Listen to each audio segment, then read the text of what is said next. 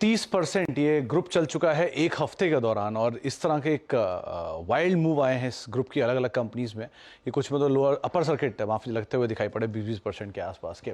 एक हफ्ते में ग्रुप की मार्केट कैप करीब 30% बढ़ी है, और इस रिसेंटली जो कुछ डेवलपमेंट्स हुए यूएस कोर्ट की तरफ से, उसका एक इम्पैक्ट मान लीजिए कि पूरे ग्रुप में एक अच्छी तेजी बनते हुए दिखाई पड़ी।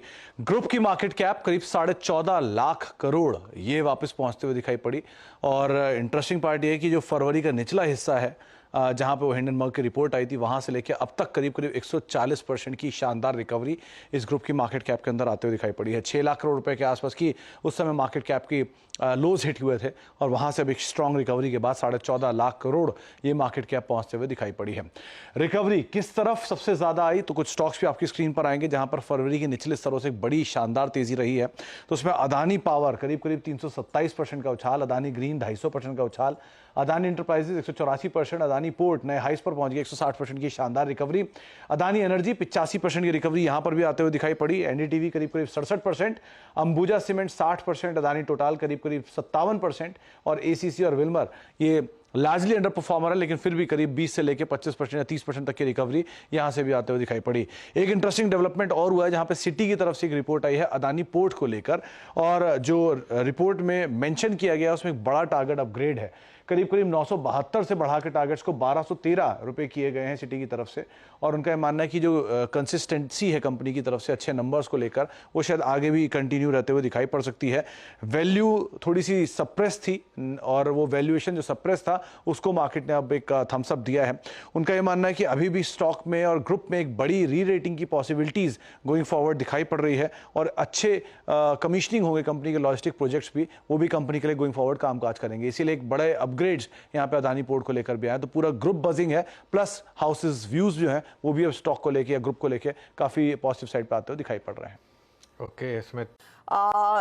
अक्टूबर, सितंबर, नवंबर 3 महीने जहां पर एक के बाद एक एनएचपीसी हो, एसजेवीएन हो, इन सभी हाइड्रो पावर कंपनियों के हाथ बहुत स्ट्रॉन्ग ऑर्डर डिलीवरी आती हुई दिखाई दे रही थी। तो ओवरऑल ऑर्डर बुक की पोजीशन क्या है, और इस समय जब बाजार भर में बड़े कैपेक्स की बात हो रही है, एनएचपीसी की क्या तैयारी है, इस सब पर बात करने के लिए मेरे साथ हमारे इस समय जुड़ रहे हैं कंपनी के दरअसल director finance RP Goyal. Goyal साहब, स्वागत है आपका सीएनबीसी आवाज पर। पिछले 3 महीनों में हमने देखा है कई सारे ऑर्डर्स की खबर आपकी तरफ से, आपकी कंपनी की तरफ से एक्सचेंजेस के साथ शेयर हो रही थी, और इस समय आजकल चर्चा होने लगी है कि बहुत बड़ा कैपेक्स दरअसल अक्रॉस इंडस्ट्रीज देखने को मिलेगा।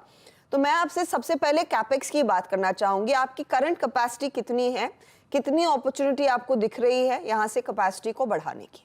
नमस्कार मैडम। अभी हमारी जो वर्तमान में इंस्टॉल कैपेसिटी है वो 7071 मेगावाट है, और हम इसको अगले 4 साल में इसको डबल करने जा रहे हैं। 7000 से हम 14000 के फिगर पे पहुंच जाएंगे, और हमारा जो करंट ईयर का प्लांट कैपेक्स 10,800 करोड़ रुपए का है, और अगले 8 से 10 साल तक भी इसी रेंज में हमारा कैपेक्स रहेगा। हर साल हम 9,000-10,000 करोड़ रुपए कैपेक्स हर साल करेंगे।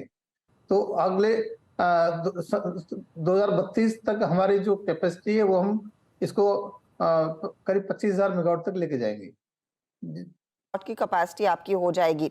और ये प्योरली हाइड्रो वाली रहेगी या फिर मिक्स्ड रहेगी? मैं जो भी बात कर रहा हूँ हाइड्रो की बात कर रहा हूँ, और इसमें पंप स्टोरेज भी इंक्लूड है।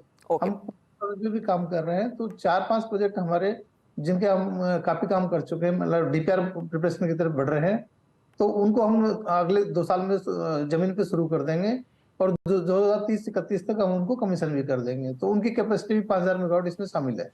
अच्छा, इस साल हमने कई इलाकों में बाढ़ देखी है जिसमें आपके कुछ प्रोजेक्ट्स पर भी इम्पैक्ट पड़ा है, दूसरे दिग्गज प्रोजेक्ट्स पर भी इम्पैक्ट पड़ा है। वहां पर रिकवरी की स्थिति क्या है गोयल साहब, और किस तरह के एहतियात अब यहाँ से आगे आप ज्यादा रखना चाहेंगे?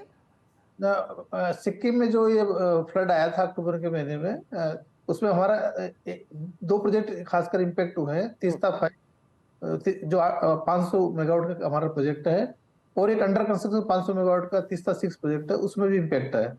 लेकिन तो तीस्ता 6 जो अंडर कंस्ट्रक्शन है उसको हमने वर्क दोबारा स्टार्ट हो गया फुल फ्लेज, और तीस्ता 5 में रिस्टोरेशन में हमें 1 साल का समय लगेगा।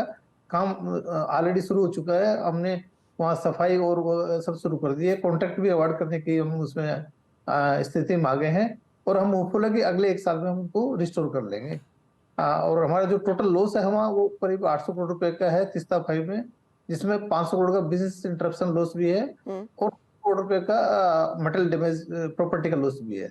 लेकिन ये लॉस पूरी तरह से इंश्योरेंस कंपनी के साथ में इंश्योर्ड है, तो हमें इसमें कोई फाइनेंशियल लॉस होने की उम्मीद नहीं है। मैं थोड़ा सा ऑफ द रिकॉर्ड या फिर ऑफ सवाल आपसे पूछ रही हूँ, क्योंकि ऐसी रिपोर्ट्स अब आई थी जब ये बाढ़ हुई थी कि शायद उस डैम की क्वालिटी पर भी सवाल उठाए गए थे। उसको सुनिश्चित करने के लिए क्या आपने किसी तरह की जांच बिठाई है? ऐसी स्थिति दोबारा रिपीट ना हो, उसका कैसे ख्याल रखा जाएगा? मैडम थोड़ा कंफ्यूजन है एक्चुअली में, वहाँ 2 डैम को नुकसान हुआ है। एक तीस्ता 3 डैम है जो एक सिक्किम गवर्नमेंट की जॉइंट वेंचर में कंपनी है, उसके डैम की जो आप बात कर रहे हैं उस डैम की बात है, पास आउट हो गया है। हमारा डैम इंटैक्ट है, केवल हमारे जो गेट थे डैम के हाइड्रोमैग्नेटिक वर्क्स उनको नुकसान हुआ है, या जो मलबा है वो भरा है, अदरवाइज हमारी मशीन और डैम इंटैक्ट है। तो इसलिए हमारे डैम की क्वालिटी कोई इशू नहीं है और कोई जांच की जरूरत भी नहीं। ओके, ठीक है, तो उस क्लैरिफिकेशन के लिए बहुत बहुत शुक्रिया। अच्छा, एक चीज मैं आपसे समझना चाहूंगी, 2 प्रोजेक्ट्स, आपका सुबानसिरी लोअर वाला प्रोजेक्ट और परबती वाला प्रोजेक्ट, क्या टाइमलाइन रहेगा? कब तक कमीशन होने के आसार हैं इन प्रोजेक्ट्स के? पार्वती 2 प्रोजेक्ट में अभी कोई भी अनसर्टेनिटी नहीं बची है। इसकी जो टनल थी वो पूरी तरह खुदाई कर चुके हैं, 32 किलोमीटर टनल की, केवल उसकी 2700 मीटर की लाइनिंग बाकी है, कंक्रीट लाइनिंग। और हमारे प्लान के हिसाब से सितंबर 2024 में हम इस पूरे प्रोजेक्ट को कमीशन कर देंगे, तो 800 मेगावाट पूरा ऐड हो जाएगा और इसमें अब कोई अनसर्टेनिटी नहीं है। सुबानसिरी में हम 2 यूनिट मार्च 24 तक कमीशन करने का प्लान किया हुआ है और पूरा प्रोजेक्ट जो जिसमें 8 यूनिट है उसको हम मई 2025 तक पूरी तरह कमीशन कर देंगे। गोयल साहब, ऐसे सुनने में भी आ रहा था और कुछ रिपोर्ट्स सजेस्ट कर रही थी कि दिसंबर में किसी तरह का रेट रिव्यू होने वाला है। कुछ इंडिकेशन किस तरह के चेंजेस आते हुए दिखाई देंगे? आपके रिटर्न ऑन इक्विटी पर इसका क्या इम्पैक्ट पड़ेगा? 2019-24 का जो टैरिफ ब्लॉक था वो खत्म हो गया है, तो 24-29 के लिए नए टैरिफ रेगुलेशंस आने वाले हैं।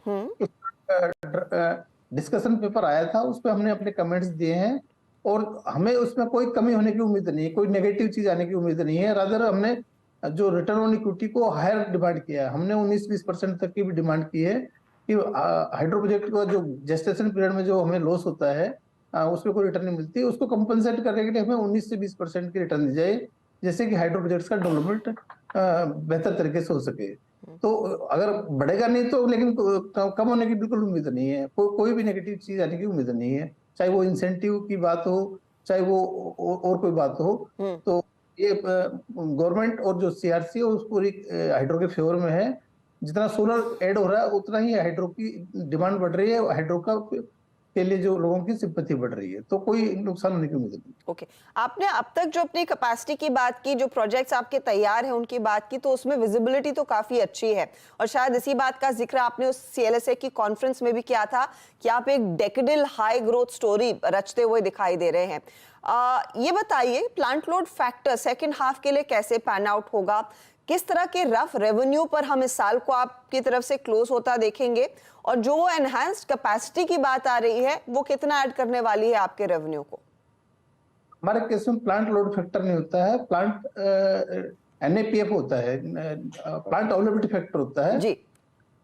चूंकि इस साल ये जो एक्सेस फ्लड आया या तीस्ता 5 का हमारा नुकसान हुआ, उससे थोड़ा हमें प्लांट अवेलेबिलिटी फैक्टर कम रहेगा, लेकिन क्योंकि हम अपना जो नॉर्मेटिव से ऊपर ऑपरेट करते थे, चाहे वो प्लांट अवेलेबिलिटी फैक्टर हो, चाहे वो एनर्जी की जनरेशन हो, तो हम जो हमारा बेंचमार्क है उससे ऊपर ऑपरेट करते थे, उसमें थोड़ी कमी आएगी। तो उसकी वजह से जो इंसेंटिव मिलते थे हमें, उनकी वजह से थोड़ा नुकसान होगा, लेकिन हम डिजाइन एनर्जी अचीव कर लेंगे और जो हमारा एनएपीएफ है, नॉर्मेटिव प्लांट अवेलेबिलिटी फैक्टर, वो भी अचीव कर लेंगे, तो बहुत ज्यादा कोई नुकसान नहीं होगा। 200-300 करोड़ रुपए का इधर उधर होगा अगर ओवरऑल कुछ होगा तो, लेकिन अभी भी 4 महीने की जनरेशन बाकी है, हो सकता है दिसंबर में हमें अच्छी रेन मिल जाए तो हम उसको मेकअप भी कर पाए। तो आपने जो मुझे बताया कि आपकी कैपेसिटी FY27 तक डबल होने के आसार हैं, यानी कि ये 14,000 मेगावाट के आसपास आ जाएगी, इसमें रेवेन्यूज आपके कितने बढ़ेंगे गोयल साहब? रेवेन्यू भी उसी रेंज में बढ़ जाएगा। हमारा जो अभी 10,000 करोड़ के आसपास का रेवेन्यू है, वो 19,000 करोड़ के आसपास रेवेन्यू हो जाएगा कैपेसिटी डबल होने पर। और इस कैपेक्स में फंडिंग अवेलेबल है या फिर आपको आगे फंड्स रेज करने पड़ेंगे? फंडिंग की कोई इशू नहीं है। हमें 10,000 करोड़ का कैपेक्स करने के लिए भी 3,000 करोड़ रुपए की ही इंटरनल एक्रूवल चाहिए, इक्विटी चाहिए, तो उसके लिए सफिशिएंट अरेंजमेंट है। और जो डेट की बात है, तो जैसे हम मार्केट में डेट रेज कर रहे हैं तो लाइन लग जाती है हमारे पास में लेंडर्स की, और बेस्ट रेट पे हम अवेल कर रहे हैं। हमने भी रिसेंटली 2,000 करोड़ का लोन लिया, टर्म लोन लिया है। हमें बड़ी अच्छी रेट पे 7.54% पर एनुअल रेट पे लोन मिला है। बहुत बहुत शुक्रिया गोयल साहब हमारे लिए समय निकालने के लिए। Wish you all the very best. ये एक ट्रेंडिंग काउंटर रहा है, आपने देखे पिछले कुछ सालों में रिटर्न्स किस तरह के कमा कर दिए एनएचपीसी ने। लार्जली सरकारी कंपनियों का खूब बोलबाला रहा है, लेकिन हाइड्रो रिन्यूएबल सेक्टर में जो कंपनियां काम कर रही हैं वहां पर एक बड़ी अपॉर्चुनिटी है और सरकार उसी पर फोकस कर रही है। इसीलिए कंपनी ने भी प्लान किया है कि 2027 तक वो अपनी कैपेसिटी पूरी तरह से डबल करते हुए दिखाई देंगे। बता दें कि मनी कंट्रोल पर दिए गए विचार एक्सपर्ट्स के अपने निजी विचार होते हैं। वेबसाइट या मैनेजमेंट इसके लिए उत्तरदायी नहीं है। यूजर्स को मनी कंट्रोल की सलाह है कि कोई भी निवेश निर्णय लेने से पहले सर्टिफाइड एक्सपर्ट की सलाह लें।